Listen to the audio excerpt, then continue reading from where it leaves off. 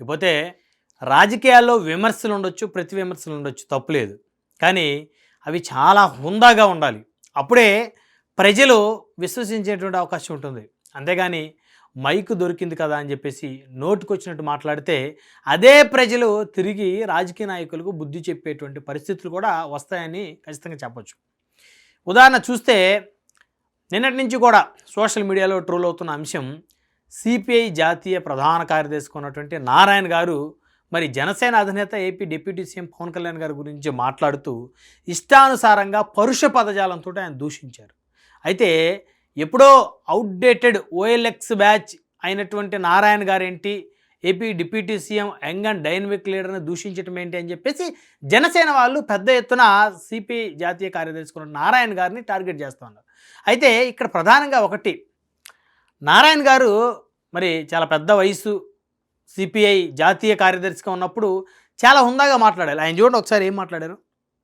పవన్ కళ్యాణ్ అడిగితే కోసలు వెళ్ళి గొడవ, ఆయన పొద్దునేమో శివగారు అంటాడు, మధ్యాహ్నం సనాతన ధర్మం అంటాడు, సాయంత్రం గుండు ముట్టుకుని పోతా ఉంటాడు. ఇది బిడ్డలు బఫు సనాతన ధర్మం తెలుసా ఏమన్నా? వాడు వీడు అని చాలా నీచంగా, గాడు, ఇంకా చెప్పలేని మాటలు ఆల్రెడీ మీరు విన్నారు కదా. ఇప్పుడు మీరు ఏదో ఒక సభకి, బహిరంగ సభకి హాజరైన అంటున్నారు 26, 25 తారీఖులు ఒంగోలులో సిపిఐకి సంబంధించి. సరే, చక్కగా మీ పార్టీకి సంబంధించినటువంటి విధి విధానాలు చెప్పుకోవడంలో తప్పులేదు. లేదు, అధికార పార్టీకి సంబంధించి వారి యొక్క లోపాలను, ప్రజా వ్యతిరేక చర్యలను, విధానాలను ఎత్తి చూపొచ్చు, విమర్శించవచ్చు వాటిని. అది ప్రజాస్వామ్యబద్ధంగా ఒక పౌరుడిగా మీకున్నటువంటి హక్కు. అందులోనూ మరి సిపిఐ మరి ఇప్పుడు ఎక్కడా కూడా ఆ ప్రస్తావన ఆంధ్రప్రదేశ్లో అయితే లేదు. కాంగ్రెస్ పార్టీయే కనుమరుగైపోయింది. ఆంధ్రప్రదేశ్లో ఉన్నది పార్టీలు తెలుగుదేశం, జనసేన, బీజేపీ, వైఎస్ఆర్ కాంగ్రెస్ పార్టీ. ఈ 4 పార్టీలకు సంబంధించినటువంటి సభ్యులే శాసనసభలో ఉన్నారు, అదేవిధంగా పార్లమెంట్లో ఉన్నారు, శాసన మండలిలో ఉన్నారు. ఇక మిగతా పార్టీలకి ఆ పరిస్థితి లేదు. సిపిఐ, సిపిఎం, కాంగ్రెస్ పార్టీ, ఇంకా చాలా ఉన్నాయి. ఆ పార్టీలకి ఎక్కడ కూడా ప్రాతినిధ్యం లేదు చట్టసభల్లో. వారిని ఎవరు గుర్తించట్లేదు ప్రజలు. ప్రజాస్వామ్యంలో ప్రజలే ఫైనల్ నిర్ణయం.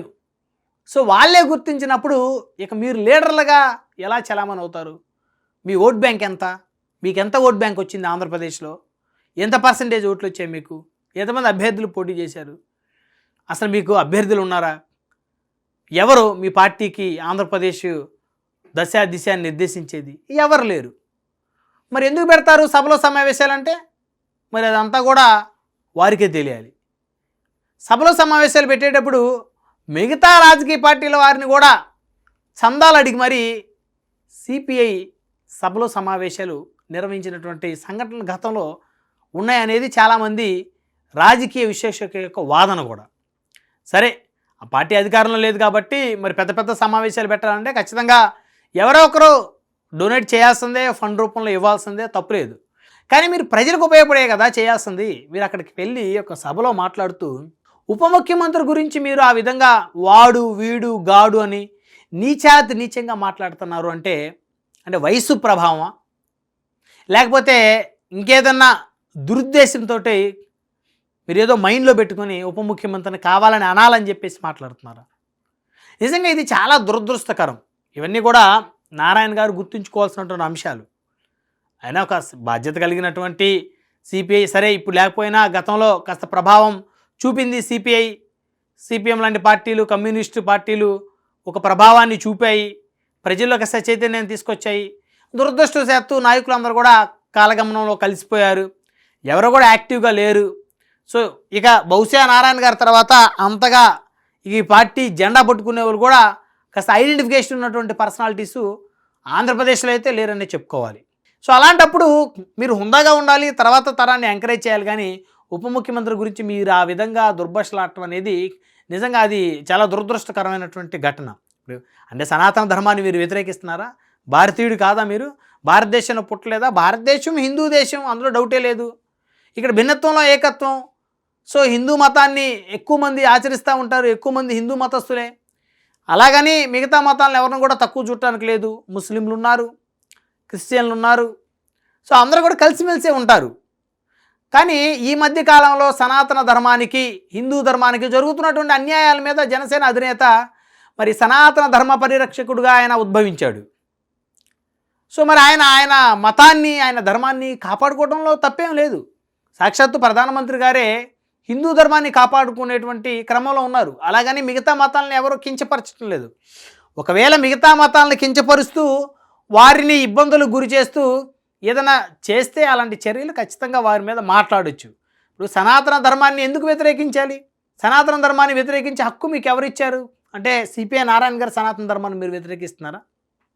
మీరు ఏదైనా మాట్లాడేటప్పుడు గౌరవంగా మాట్లాడండి, హుందాగా మాట్లాడండి. అంతేగాని మీ ఇష్టానుసారంగా గతంలో కూడా ఇలాగే మీరు చిరంజీవి గారిని ఉద్దేశించి మరి నోటికొచ్చినట్టు మాట్లాడారు. ఆ తర్వాత మీరు గోదావరి జిల్లాలో వెళ్తే చిరంజీవి గారి అభిమానులు మిమ్మల్ని అడ్డగించి మిమ్మల్ని నిలేశారు. చెప్పాలంటే తెలుగు అంటే గ్రామాల్లో భాష చెప్పాలంటే మిమ్మల్ని అలా నిలబెట్టేశారు. కదలటానికి లేదు, చిరంజీవి గారికి క్షమాపణ చెప్పమని చెప్పారు. మీరు అంత ఫైటర్ అయితే క్షమాపణ చెప్పకుండా వెళ్ళాలి కదా. ఆ రోజు మీకు అంత ప్రజాశక్తి ఉంటే మిమ్మల్ని అక్కడ నిలబెట్టి కదలనీయకుండా చిరంజీవి గారి అభిమానులు ఉంచినప్పుడు మరి మీకోసం రావాలిగా, 1,00,000 మంది జనం తండోపుతండాలుగా. సో కాబట్టి మనమేంటి, మన పరిధులేంటి, మన స్థాయి ఏంటి, ప్రజల్లో మనమేంటి, ప్రజలు మనకెంత అవకాశం ఇచ్చారు, సో ప్రజల్లో మన గుర్తింపు ఏంటి, ప్రజల్లో మనకున్న వాల్యూ ఎంత అనే దాన్ని చూసుకొని మనం ముందుకు వెళ్ళాలి. సో నోరుంది కదా, మైకు దొరికింది కదా అని చెప్పేసి మాట్లాడితే ఏమైంది? పరిపాటి మీరు మాట్లాడుతూ ఉంటారు, అందరిని తిడతా ఉంటారు, వారి చేతి తిట్టించుకుంటారు వాళ్ళ అభిమానులతోటి, తిరిగి మళ్ళీ క్షమాపణ చెప్తారు. మరి గతంలో చిరంజీవి గారికి క్షమాపణ చెప్పారు కదా మీరు, ఇప్పుడు కూడా మరి రేపు పవన్ కళ్యాణ్ గారికి మీరు క్షమాపణ చెప్పే పరిస్థితి వస్తుందేమో. సో కాబట్టి నారాయణ గారు ఈ విధంగా ఒకరిని అనటం ఎందుకు, 10 మాటలు అనిపించుకోవటం ఎందుకు అనేది కూడా చాలామంది మీ వ్యాఖ్యలు విన్న తర్వాత అభిప్రాయపడుతూ ఉన్నారు. కాబట్టి గౌరవప్రదంగా, హుందాగా ఒక కమ్యూనిస్టు పార్టీలో ఎప్పటి నుంచో ఉన్న సీనియర్ లీడర్గా కమ్యూనిస్టు భావజాలాన్ని ప్రజలకి దగ్గర చేయండి. కమ్యూనిస్టు భావజాలం ఏంటి? కళ్ళ ముందు తప్పు జరుగుతుంటే దాని మీద ఇమీడియట్గా సీరియస్గా రియాక్ట్ అయ్యేటువంటి భావజాలమే కమ్యూనిస్టు భావజాలం, అందులో డౌటే లేదు.